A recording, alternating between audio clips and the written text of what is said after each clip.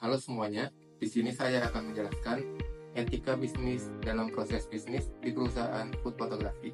Yang pertama, saya akan menjelaskan pengertian tentang food photography.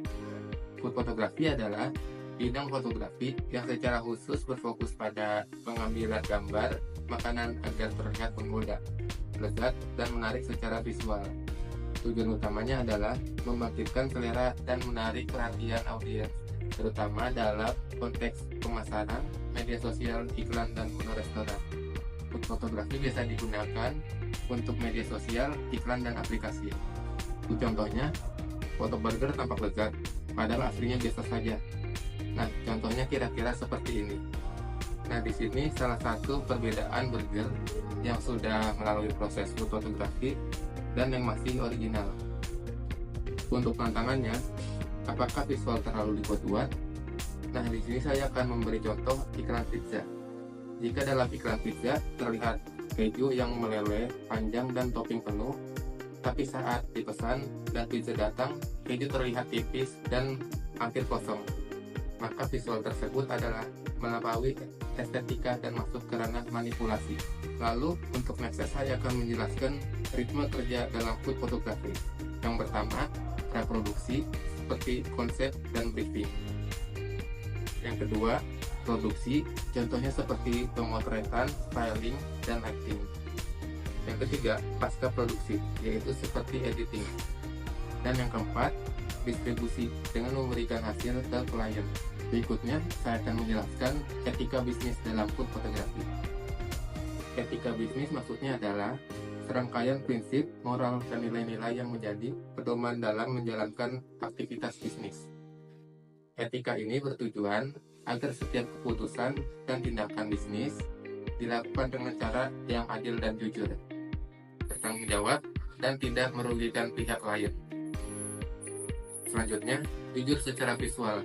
Maksudnya adalah foto makanan menggabungkan produk sebagaimana adanya tanpa manipulasi berlebihan.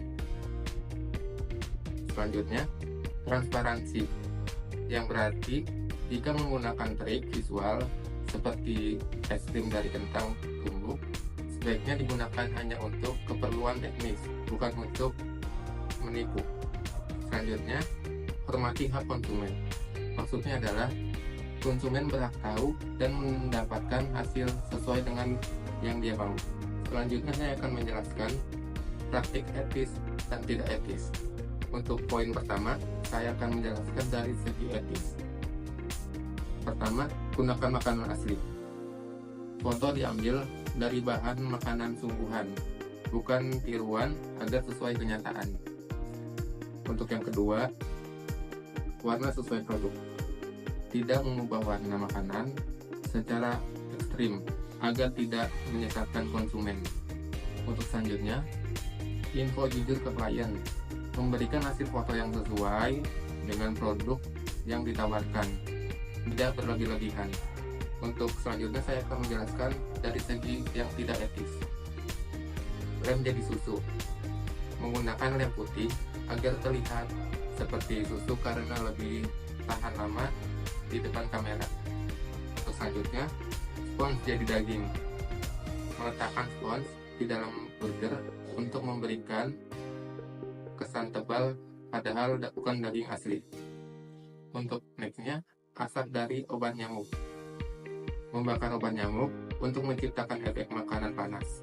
Nah, selanjutnya saya akan menjelaskan kendala dalam etika. Yang pertama, tekanan dari klien. Klien sering meminta hasil visual yang luar biasa menarik, bahkan jika itu berarti menggunakan trik yang tidak etis. Mereka lebih fokus pada hasil, bukan prosesnya. Yang kedua, persaingan pasar yang tinggi. Di dunia food fotografi, banyak brand dan restoran berlomba menampilkan gambar paling menggoda. Akibatnya, fotografer terdorong menggunakan cara-cara ekstrim agar tidak kalah saing.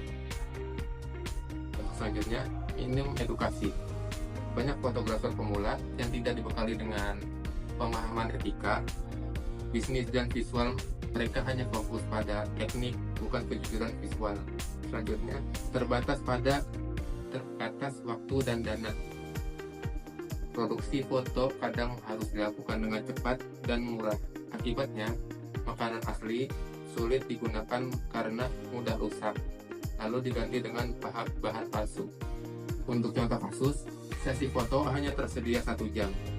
Karena buru-buru dan tidak ada food stylist profesional, akhirnya digunakan bahan pengganti seperti lem atau spons agar proses cepat dan hasil tetap cantik. Untuk selanjutnya saya akan menjelaskan tantangan dalam penerapan. Yang pertama, batas tipis estetika versus manipulasi. Dalam dunia food fotografi, estetika sangat penting untuk menarik perhatian. Namun seringkali terjadi dilema antara mempercantik tampilan makanan secara wajar dan membuatnya tampak lebih enak atau berbeda dari kenyataan. Contohnya, makanan ditata rapi, pencahayaan dibuat menarik, tetapi jika bergeri foto dengan isian buatan yang tidak ada di produk asli, itu bisa menyesatkan konsumen. Untuk selanjutnya, teknologi AI. Kecanggihan AI memungkinkan pembuat gambar makanan yang sangat realistis tanpa menggunakan makanan asli sama sekali. Ini menimbulkan resiko karena gambar bisa terlihat nyata, padahal sebenarnya fiktif. Untuk tantangan, sulit membedakan hasil foto AI dan foto asli, sehingga biasa digunakan untuk promosi yang menyesatkan untuk menimbulkan ekspektasi palsu dari konsumen. Selanjutnya, tanpa standar etika resmi, saat ini belum ada pedoman etika khusus yang secara luas diterapkan dalam industri food fotografi, baik dari lembaga pemerintah maupun asosiasi profesi. Akibatnya, tiap fotografer atau agensi bebas menafsirkan sendiri batas etika yang bisa menyebabkan ketidakkonsistenan dalam penerapan nilai-nilai seperti kejujuran, visual, dan tanggung jawab terhadap konsumen. Untuk berikutnya saya akan menjelaskan solusi dan rekomendasi. Yang pertama dari sisi internal. Yang pertama kode etik, pedoman moral yang dibuat dan diterapkan sendiri oleh tim agar tetap jujur dan profesional dalam bekerja. Untuk berikutnya, edukasi tim. Pelatihan rutin agar semua anggota paham pentingnya kejujuran visual dan tahu batas etis saat memotret makanan. Berikutnya, transparansi ke klien. Memberi tahu klien tentang proses kreatif dan memastikan hasil foto sesuai dengan kondisi asli produk. Berikutnya, saya akan menjelaskan dari segi industri. Yang pertama, asosiasi fotografer. Organisasi profesional yang bisa menetapkan standar etika dan mendukung anggotanya agar tidak melakukan manipulasi berlebihan. Berikutnya, kurikulum etika visual. Etika visual dimaksudkan ke dalam pendidikan formal agar fotografer baru sejak awal memahami tanggung jawab moral mereka. Contoh penerapannya, fotografer menyatakan komitmen tidak menggunakan bahan palsu, misalnya tidak mengganti susu dengan lem atau es dengan lilin. Untuk ini saya akan memberikan beberapa poin. Yang pertama dari etika. Etika yang kuat membuat bisnis lebih dipercaya dan tahan lama. Perusahaan yang menjunjung tinggi nilai moral cenderung lebih stabil dan dihormati dalam jangka panjang. Untuk poin berikutnya, food fotografi harus jujur dan bertanggung jawab. Foto makanan seharusnya mencerminkan produk nyata, tidak boleh menipu konsumen. Tanggung jawab ini penting agar tidak menciptakan ekspektasi palsu. Lalu, renungkan, apakah visual cantik layak mengorbankan kejujuran? Pertanyaan reflektif yang mengajak pelaku industri untuk menilai kembali apakah etika dan daya tarik visual boleh mengalahkan nilai kejujuran dan integritas. Oke, cukup sekian presentasi dari saya. Kurang lebihnya mohon maaf. Assalamualaikum warahmatullahi wabarakatuh.